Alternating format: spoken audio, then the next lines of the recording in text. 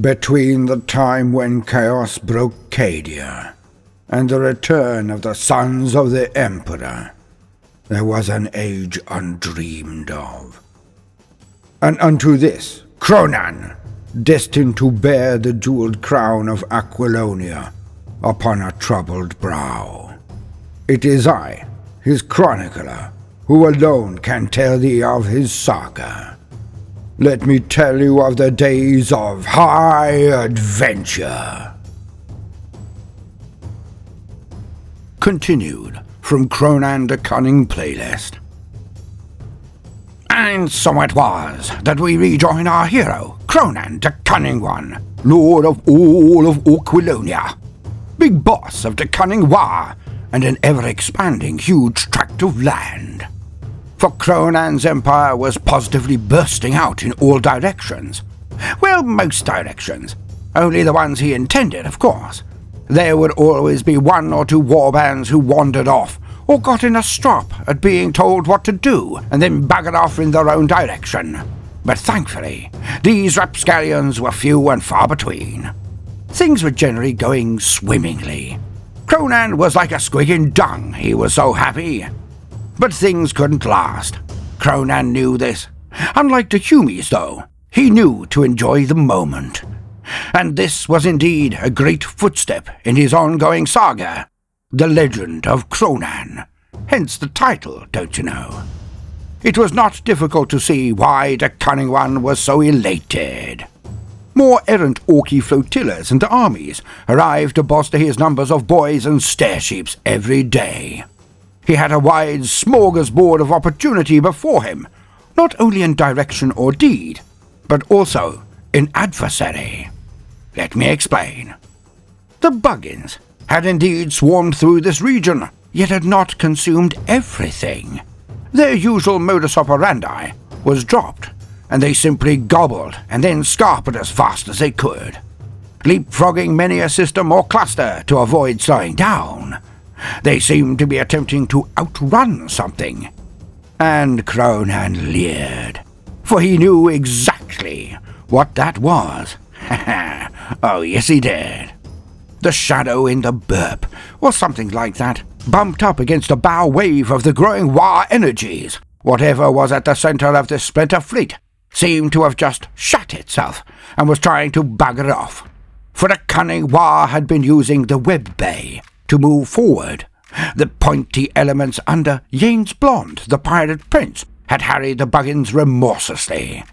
But whenever the bugs turned to fight, they were swarmed by good Orky ram ships, and the most enthusiastic arsonists in the Burner Boys had a field day.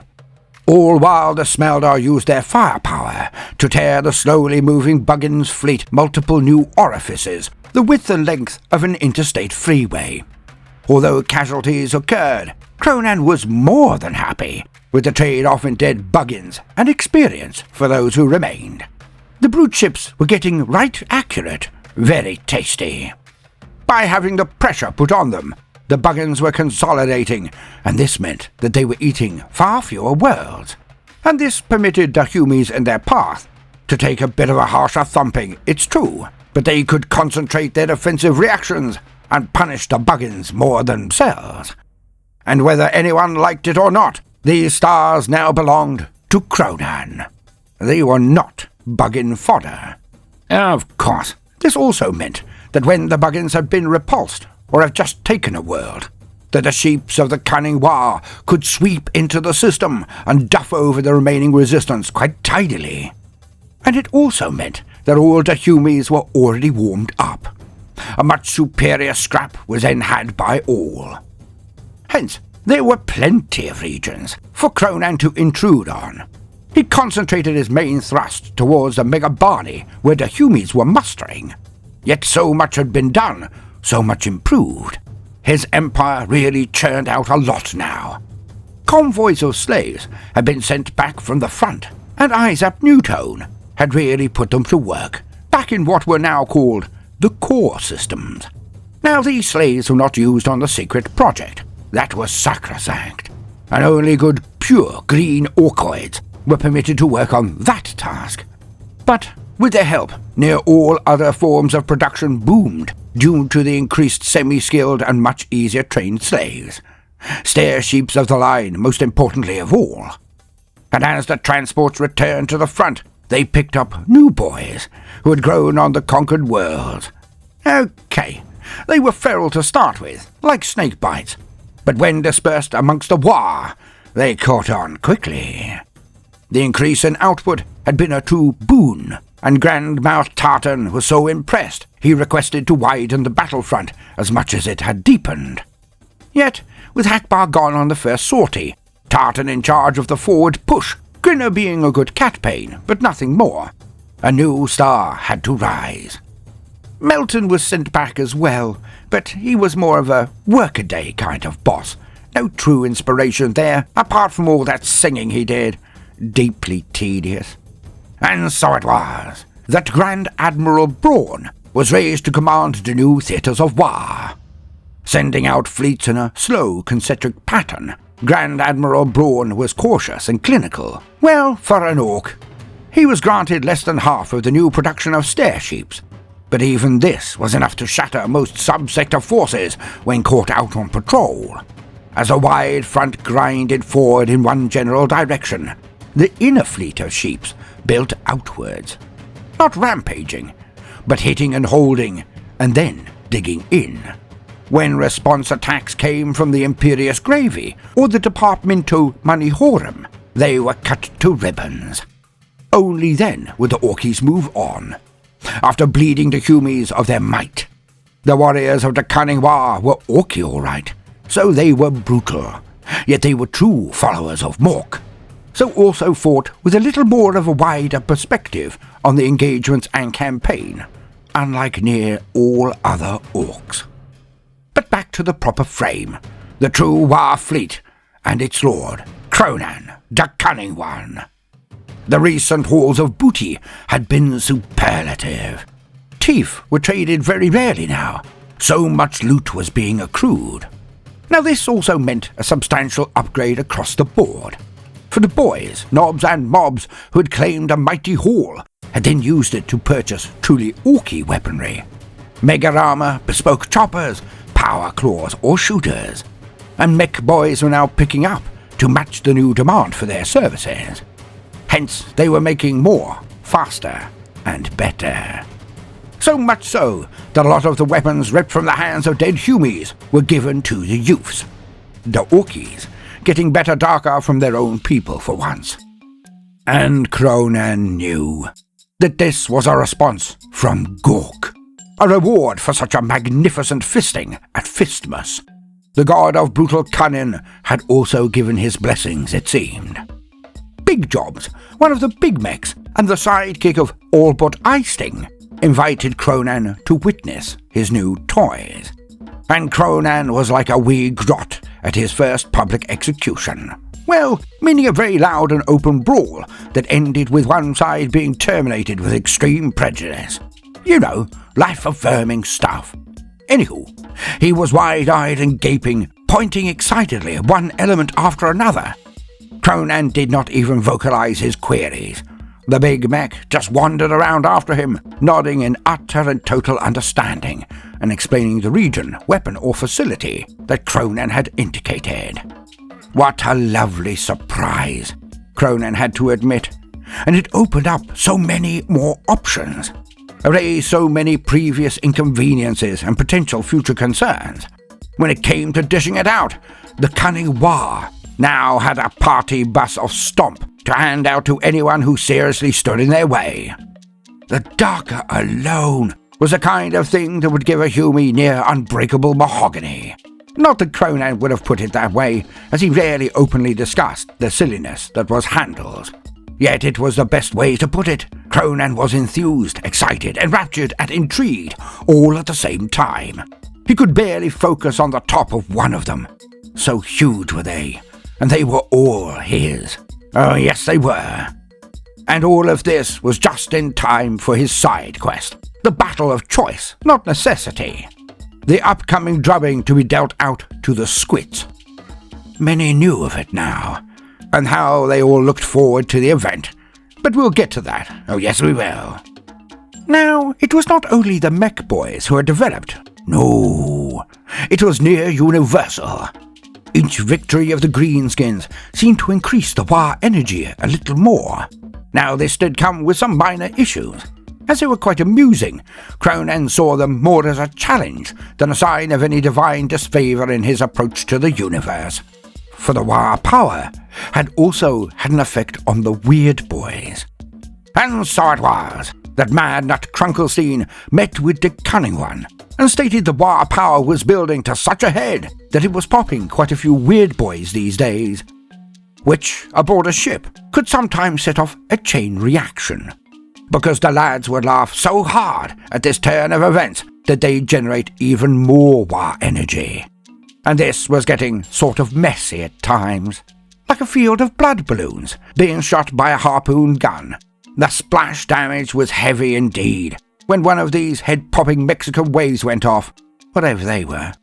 Weird boys were then going mad when they heard, and wiping out entire decks, releasing huge blasts down corridors, which of course was deeply amusing, but also very damaging. So a compromise was formulated, meaning that Kronan utterly ignored the bald complaints from Mad Nut as he placed a lot of weird boys into engine segments.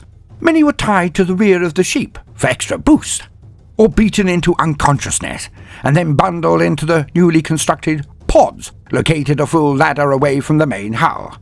Like snail eyes, the pods blistered up from many a larger ship when they had gained the advice on how to deal with this particular issue by the Cunning One. There the weird boys were kept and given a quick zap when they were required to fire. Well, when they didn't do it just to get rid of excessive power. Now some of them did complain a bit, but they didn't last long. Occasionally, by sheer fluke, pods were detached from the central body and inexplicably floated out into space. And of course, they would then be shot at by the still attached and newly zapped podded weird boys. Go figure. But it kept the spontaneous popping from occurring in such frequency.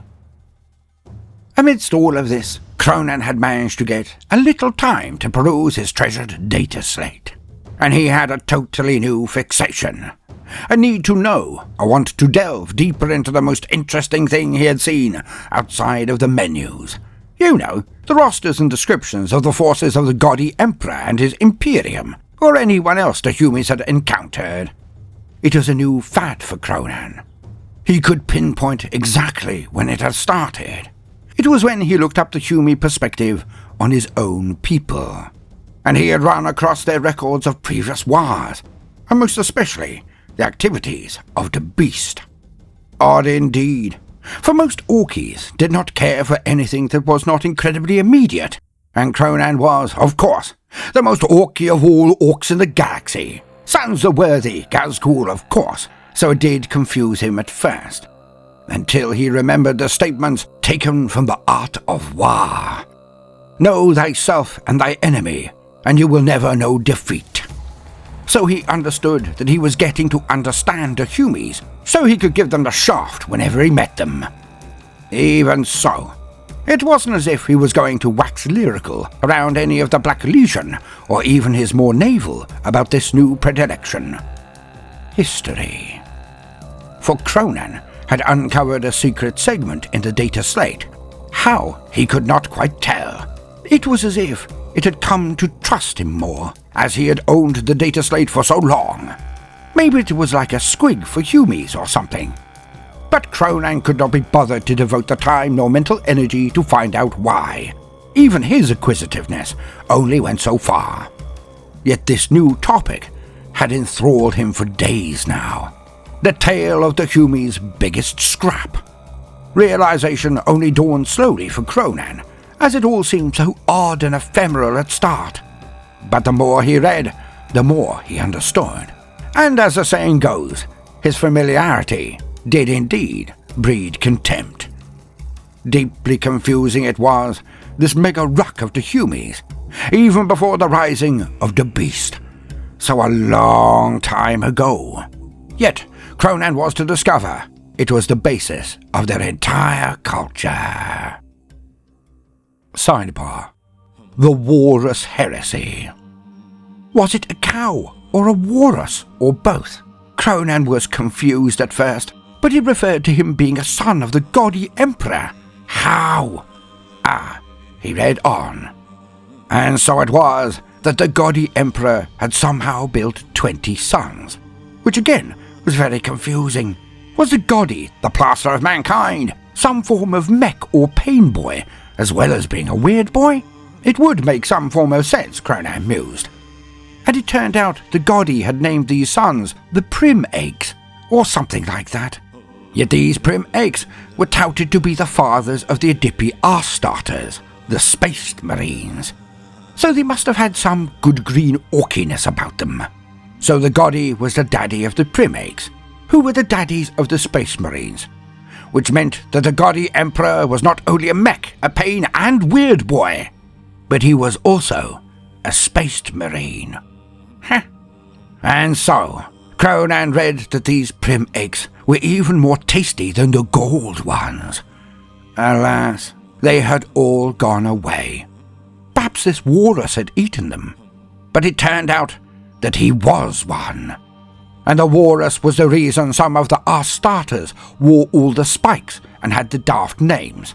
He'd met some before, so it was kind of gratifying to find out where they had all come from, really. Kronan pushed on, and he found lists of the main protagonists of this entire scrap. There was Walrus Lupicow, the Waaagh Master, the most favoritist of all the Prim Eggs of the gaudy emperor. How predictable, thought Kronan. His boys were called the Sons of Walrus. But was that the lot that Appledorn now led?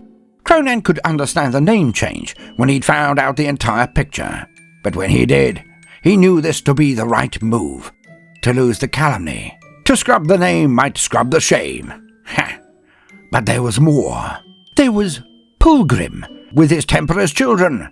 Slithery and flappy at the same time, the worst of both worlds. Petalado and his Iron Warriors was next. He was quite girthy, Kronan supposed, but hardly a lardo. Conlad Cursed led the Fright Lords, and Bangron, he was the big red one that made the World Beaters. He sounded right fighty. Kronan liked that. On to Morphation. He was icky and owned the Death Bard. Next was Magnus the Red, of the Thousand Sums.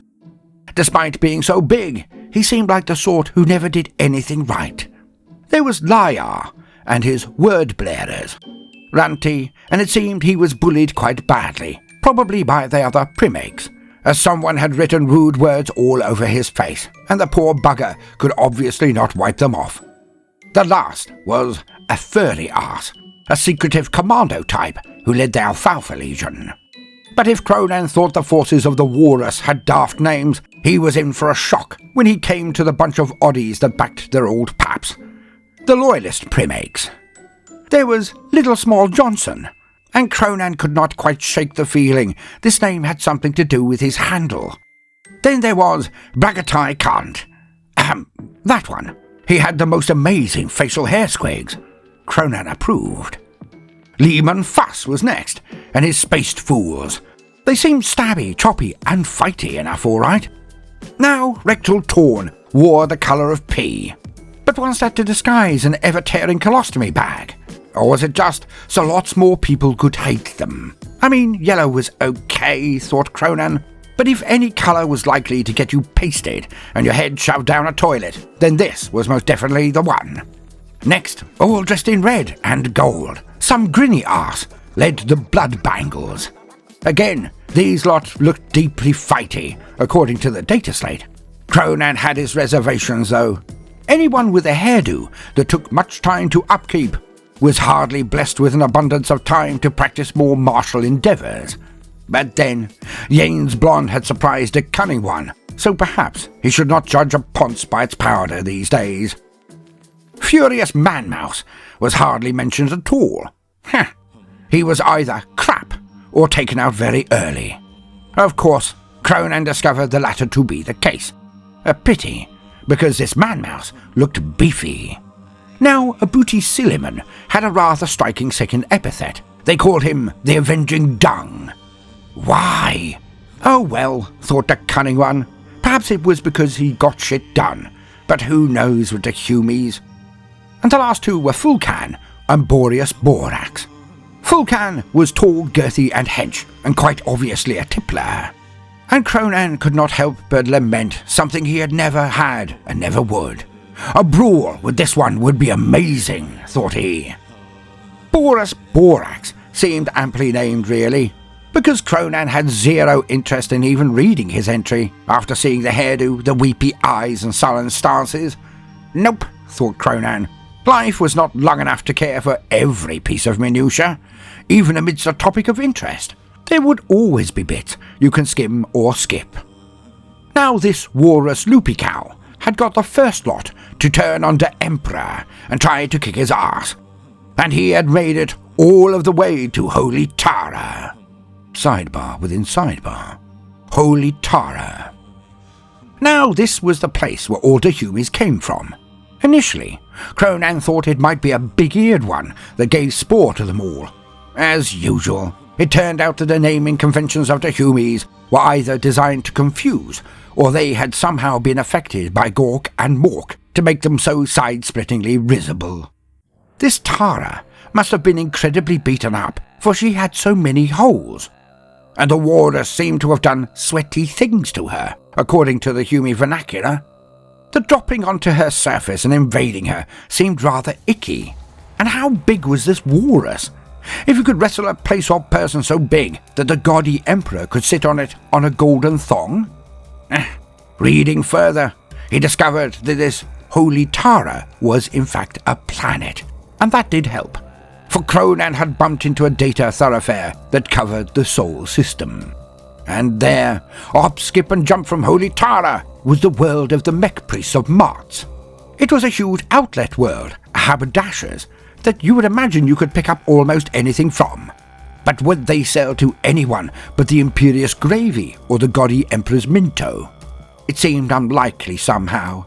And there was also a Mooney called Looney, or something like that. A big white one, and it went round Holy Tara. It looked rather happy, thought Kronan. Maybe he could force it into Tara. But this seemed like a waste of a scrap, really. No, better to invade Holy Tara himself.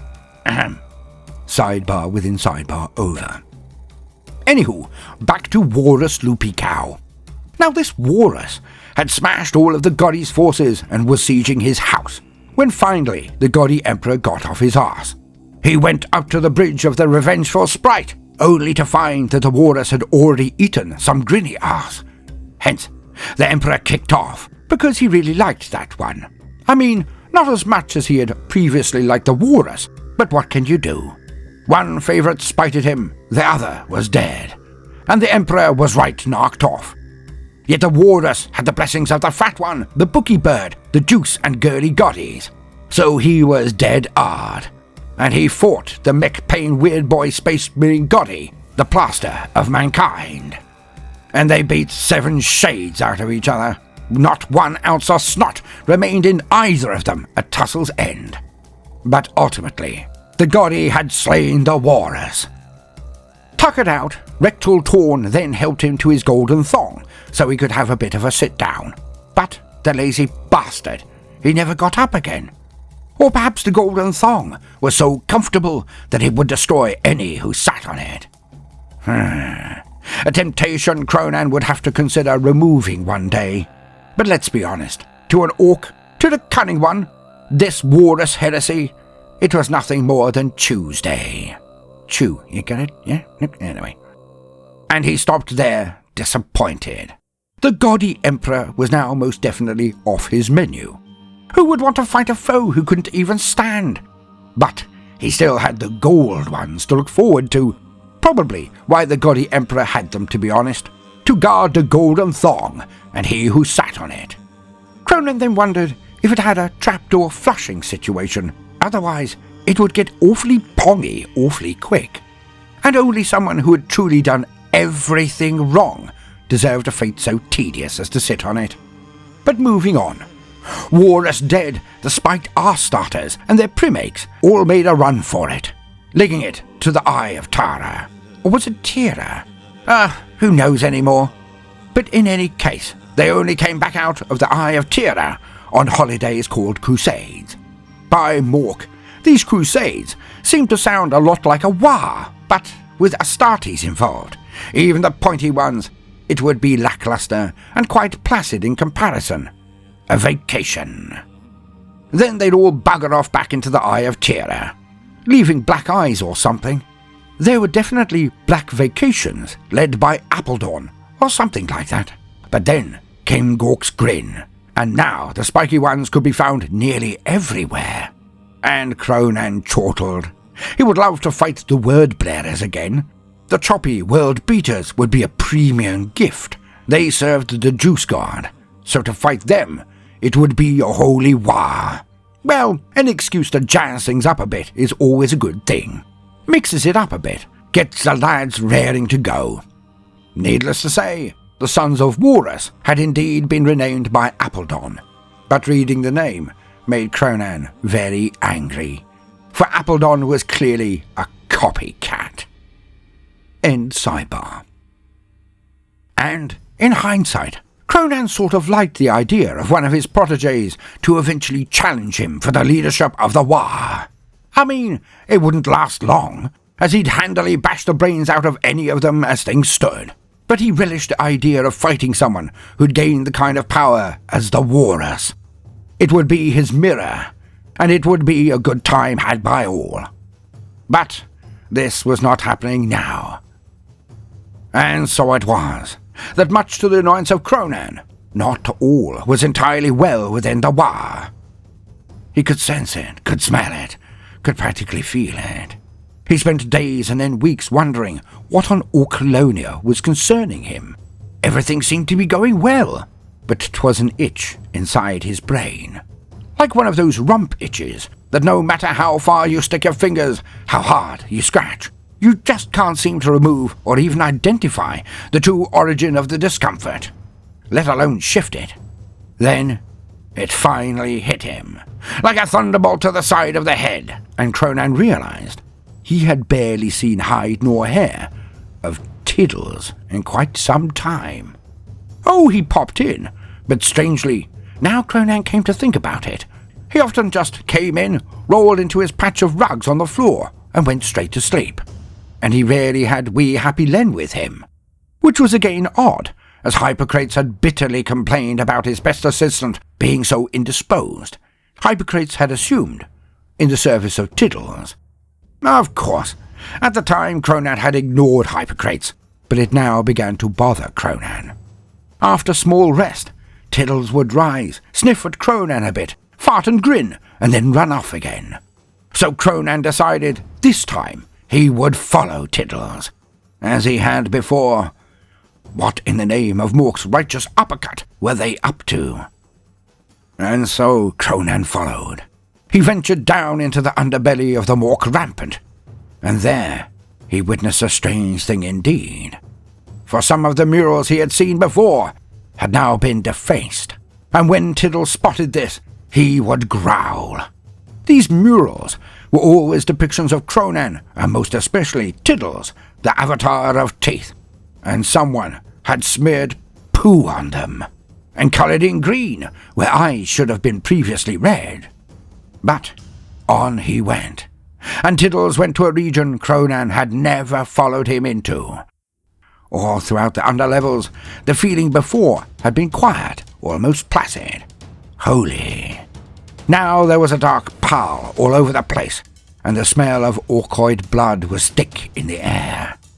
The ground was eternally sticky, not in a logs and sticks way either, but more like if you'd just trodden into a migration of snails. Crunchy and sticky, but also very squelchy and slippy. Kronan placed his hands on both walls to steady himself, so mighty was his reach now. So at least he made no noise to alert his pet squig. And as Kronan followed Tiddles, he saw new art, painted in a darker shade, but far less complicated, more sinister. The extenuating of the green eyes in these lesser balls with smaller teeth were all over the walls, but somehow they looked more menacing, more ethereal, like a foot of Gork's shade of green. Then Tiddles finally walked out into a lit area, fires casting oranges and red all across the walls and on everyone within, and a high-pitched roar arose to greet Tiddles. But it was definitely not just squigs. Other orcoids were also present in this group. Kronan crept forward to witness a sea of snots, grots, and even a few full orkies, the herders present, alongside a sea of every form of squig. They all shook fists, choppers, their jowls, or even shooters, as their avatar of teeth strode forward, and all of the others walked in its wake. Then Tiddles bent his knees and screamed to the heavens and charged towards a tunnel. Behind him, all the snot, squits, and grots let out a similar scream and charged behind him. Down a dozen tunnels they charged, the greater part following their avatar. And Kronan followed at a healthy distance. But when he came out, he was above a huge main bay in the underdecks. Dark and dank, it contained hundreds, perhaps thousands of mixed lesser orcoids. The cult of the avatar of teeth, Tiddles' lot, were on the side closest to Kronan. The other end had a similar number of lesser orcoids, but each had green glowing eyes instead of the usual red. Above them stood a rather large squig Kronan recognized. It was Madnut's pet, Erebus, and as it stood there, it locked eyes with Tiddles. Each side now screamed and charged at one another. Erebus took off, rising into the air, floating forward with green glowing eyes that flashed, and each time they did so, a green spectral door would open amidst the cult of the avatar of teeth, mincing everyone they touched. Smaller weird squigs crept amongst the main hordes of the enemy, and more small explosions went off across the charging forces of Tiddles. But this did not stop them. And then, a green flash from Tiddles' backside, and he was amongst the enemy. He had teleported. But he'd taken his largest squigs and grots with him, and they punished an entire segment of the battlefield. Erebus continued to deal out death, but the size of Tiddles and his main supporters did equal, if not more, damage to the enemy forces. Explosions were one thing, but being charged by the avatar of teeth was quite another. The turning point came when a tunnel disgorged a group of orc youths. All had black armor, but it was light. Their faces were covered, and they moved like lightning at the weird squigs. They obviously worked for the avatar of teeth. They were nippy, and they dove over resistance and executed the weird squigs before moving on to other targets. And the effect was telling and almost immediate, as the followers of Erebus then broke. The cult of Tiddles followed up with glee and ferocity, but many escaped their blades and teeth. Now, watching from the sidelines, from the shadows, Kronan saw the greenskins, who had clearly brought the new elite youth force to the field. One was Happy Len, but he did not look happy now. He looked scarred, missed some fingers. He looked hard-bitten and scowled as he barked orders. But next to him, leaning on a stick, it was an orky. It could not be. An old runt-herder with a huge grey hair squig. But Kronan knew that face as well. But how? It was Slack-Butt Stoppy. There could be no other. He would croon at the squigs, growl or whistle, moving them like an ocean of notes, swaying as he wished, becoming enraged when he commanded. He was here all along. But the battle was lost, and Erebus now floated away at speed. This was not over. It had just begun. And over the next few days, Kronan found out that this was going on all across the fleet. And so it was that the carnage began to worry even the herders now. So much so that they had been drawn into the fray at a truly hilarious degree of attrition. More could provide, of course, have more orcs become herders, but that wasn't the point. This was becoming anarchy. Or was it Mork's way of controlling the numbers of the tiny terrors? Kronan had seen their sect before, witnessed it. The cult of the avatar of teeth. But who were the followers of the green-eyed squig? Why was Tiddles at war with Erebus? How had Erebus gathered so much support and loyalty so swiftly? Was he employing the dark arts? No, not thinking. He was a squig. but some form of wibbly burp powers to gain control of helpless innocent orcoids? Or had Kronan's grip on his people been loosened by his pact with the Smeldar? Had Kronan lost the support of the Snots and Grots? Could Tiddles deal with this? It seemed so at the moment, but that Erebus, well, who knows what a weird squig could do? But no matter what happened, could Kronan even dare to intervene? Kronan was a bit stuck. I mean, he could just send in the Black Legion, have them directed by the mystery of truth. But if he acknowledged a problem, then he might incite its intensification. Upon finding out, the bigger Orkies might feel that they've missed out, and it could escalate. Because his boys didn't exactly need much of a reason to kick off. Kronan knew he had to contain the exuberance of his lads. A Waaagh was a delicate thing, he now knew. Too little momentum and it would rip itself apart. Too much momentum and it could get overconfident or drunk on its own success and tear itself apart. Lots of tearing, really, which was odd, as the Greenskins were almost universally known for their ripping rather than tearing. Oh, tearing limbs off was a thing, but hacking and ripping off were far more the Orky way. Now, some might not really consider this an important point, but it most certainly was. Because tearing brings to mind a petulant response to a mean or annoying letter, or sitting up too fast and tearing open a beloved t-shirt or the like, whereas ripping evokes more active pursuit of destruction of a far more formidable foe, or a more forthright endeavour involving sharp objects. And so it was that Kronan decided he would have to leave this entire confrontation to Tiddles, as Gork and Mork intended. To be continued.